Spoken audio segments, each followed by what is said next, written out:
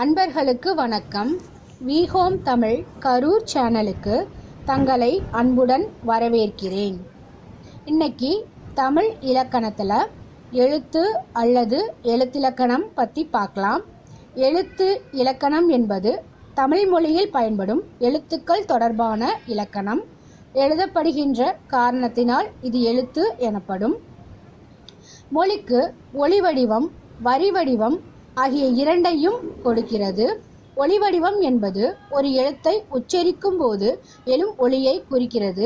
வரி வடிவம் என்பது எழுத்தின் வடிவத்தை குறிக்கிறது.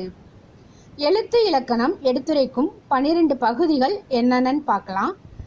எண், பெயர், முறை, பிறப்பு, உருவம், மாத்திரை, முதல் நிலை, ஈறுநிலை, இடைநிலை, போலி, பதம், புணர்ப்பு. இதை ஒவ்வொன்றையும் பற்றி அடுத்த வீடியோவில் நம்ம விரிவாக பார்க்கலாம். எழுத்திலக்கணம் எத்தனை வகைப்படும்னு பார்த்தோன்னா அது 2 வகைப்படும். முதல் எழுத்துக்கள், சார்பெழுத்துக்கள்.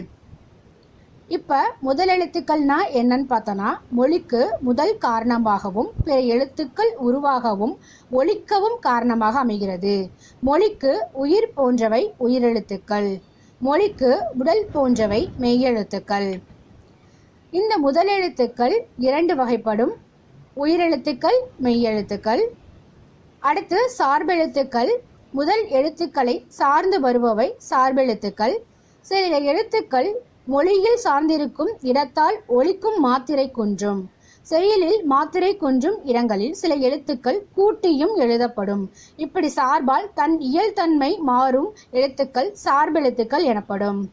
இந்த சார்பெழுத்துக்கள் 10 வகைப்படும்: உயிர்மை எழுத்துக்கள், ஆயுத எழுத்து, உயிரெழபடை, ஒற்றளபடை, குற்றியலுகரம், குற்றியலிகரம், ஐகாரக் குறுக்கம், ஔகாரக் குறுக்கம், மகரக் குறுக்கம், ஆயுத குறுக்கம். இதை ஒவ்வொன்றையும் பற்றி அடுத்த வீடியோவில் பார்க்கலாம். இது வரைக்கும் நம்ம சேனலை சப்ஸ்கிரைப் பண்ணாதவங்க இப்போவே சப்ஸ்கிரைப் பண்ணுங்க. வீடியோ உங்களுக்கு கண்டிப்பாக பிடிச்சிருக்கும். லைக் பண்ணுங்க. உங்களோட கமெண்ட்டை எனக்கு கமெண்ட்டில் பதிவு செய்யுங்க.